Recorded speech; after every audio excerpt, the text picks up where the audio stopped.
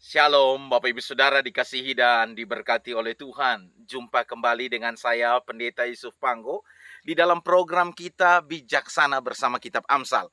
Bapak Ibu Saudara dikasihi dan diberkati oleh Tuhan. Amsal kita pada kesempatan ini terdapat di dalam Amsal pasal 26 ayat 13 hingga ayatnya yang ke-16. Amsal 26 ayat 13 hingga ayatnya yang ke-16. Amsal 26 ayat 13 sampai ayat 16 saya bacakan bagi kita.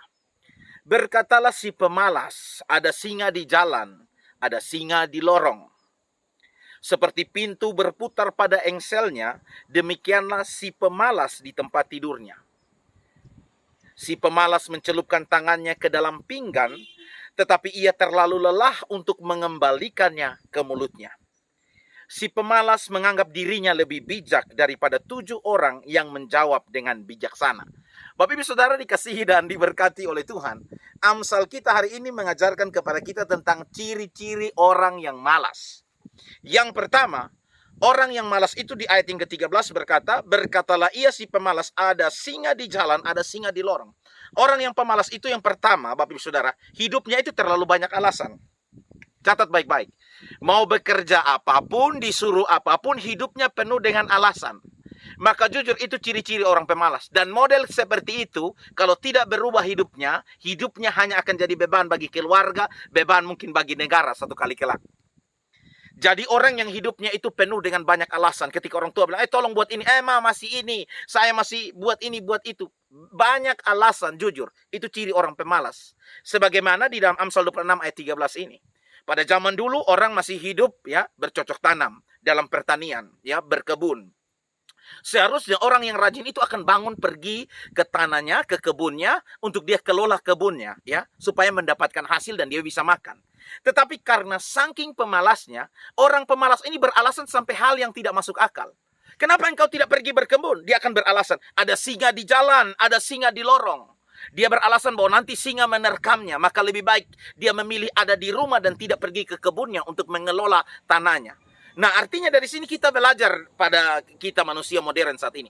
Orang yang malas itu salah satu cirinya hidupnya akan penuh dengan alasan, ya. Terlalu banyak alasan, berbuat alasan, ya, di dalam hidupnya. Ketika mau bekerja, diperintah untuk buat sesuatu, hidupnya hanya penuh dengan alasan. Kemudian di ayat yang ke-14 berkata, orang pemalas itu seperti pintu yang berputar pada engselnya. Kita tahu pintu kan, tiap pintu itu kan ada engselnya, ya. Biasa ada 2, ada 3. Nah, orang malas itu digambarkan seperti engsel pintu tersebut, di mana demikianlah si pemalas di tempat tidurnya. Ternyata ciri orang malas yang berikut, hidupnya itu suka tidur, ya. Jadi dia di tempat tidur, bolak-balik di tempat tidur, ya seperti engsel pintu itu, yang buka tutup, ya. Demikianlah orang malas di tempat tidurnya, hanya bolak-balik di tempat tidur, tanpa mau pergi bekerja atau berusaha. Jadi hari ini, Bapak Ibu Saudara, Anda yang hidupnya hanya menyenangkan tidur, hati-hati.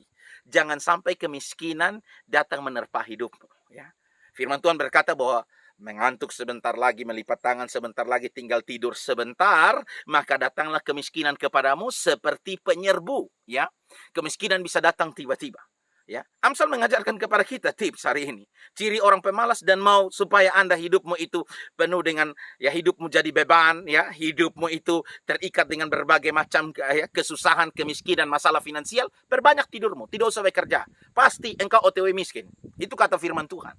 Makanya di dalam kitab Pengkhotbah juga menasihatkan kepada kita. Selama kita masih hidup di dunia ini, mari kita bekerja sekuat tenaga. Mari kita berusaha sekuat tenaga. Dalam kitab Pengkhotbah berkata, karena nanti di dunia orang mati di mana kita tuju, di sana tidak ada lagi pekerjaan, tidak ada lagi pertimbangan, tidak ada lagi pengetahuan. Maka sesungguhnya orang yang selama masih hidup di dunia, dia lebih banyak suka tidur dan tidak mau bekerja. Selain menunjukkan kemalasan, juga mau menunjukkan bahwa dia sudah mati sebelum kematian sesungguh itu datang. Firman Tuhan jelas berkata, apa yang bisa kita kerjakan? Bekerja dengan sekuat tenaga, bekerja dengan setulus hati, ya. Karena tanda kita masih hidup, yaitu kita mau bekerja dan berusaha.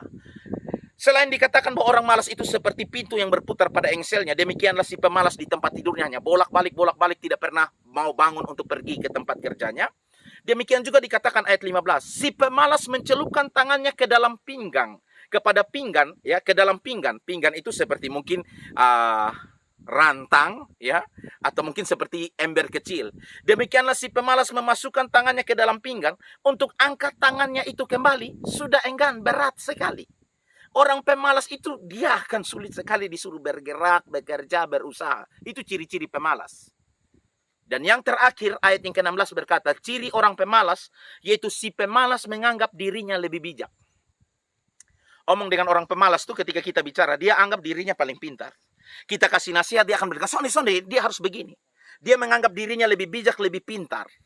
Jadi si pemalas itu akan lebih banyak argumen, mulut besar, dia berbicara tinggi, dan dia merasa dirinya lebih bijak atau lebih pintar. Si pemalas menganggap dirinya lebih bijak daripada 7 orang yang menjawabnya dengan bijaksana. Jadi orang yang malas ini dibandingkan dengan 7 orang bijak, si pemalas ini merasa lebih pintar daripada 7 orang bijak tersebut. Artinya percuma Bapak Ibu Saudara, hari ini kita nasihati, kita ngomong ya, kita berikan teguran kepada orang yang malas ya. Karena orang malas itu sebentar lagi dia jadi manusia yang bebal. Sudah diomongin tapi dia lakukan lagi kesalahan. Sudah diperingatkan buat lagi kesalahan yang sama. Nah itu ciri orang malas. Karena itu hari ini Amsal mengajarkan kepada kita. Marilah kita menjadi bijaksana di dalam hidup ini. Orang pemalas itu ciri pertama menurut Amsal ya. Amsal 26 ayat 13 sampai 16. Ayat 13 bagian pertama berkata bahwa orang malas itu hidupnya terlalu banyak alasan. Suruh buat apa saja dia beralasan dan pada akhirnya tidak buat apa-apa. Yang kedua, ciri orang pemalas itu hidupnya ya akan lebih menyukai banyak tidur. Seperti engsel di pintu, di daun pintu. Demikianlah si pemalas di tempat tidurnya bolak-balik. Dia akan menyenangi tidur daripada bekerja. Itu ciri pemalas. Yang ketiga, dia tidak punya kekuatan apa-apa. Dia mencelupkan tangannya ke dalam pinggan untuk mengangkat kembali tangannya saja sudah berat, lemas. Ya. Itu ciri orang pemalas. Dan yang keempat, ciri orang pemalas itu, waktu kita nasihati, kita ngomong, dia merasa dirinya yang paling pintar, paling hebat. Jadi jujur, ketika kita berhadapan dengan orang pemalas, sia-sia. Seperti kita membuang mutiara ke mulut babi. Ya. Tidak akan dihargai. Dan bahkan dikatakan, si pemalas menganggap dirinya lebih bijak, lebih pintar, daripada 7 orang yang menjawabnya dengan bijaksana.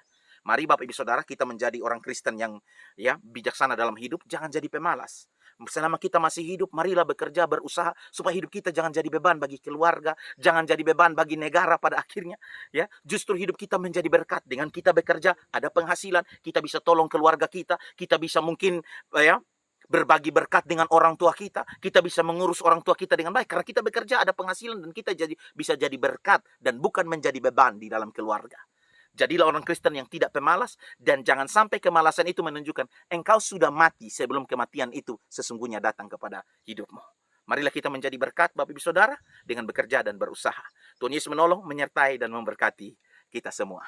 Shalom.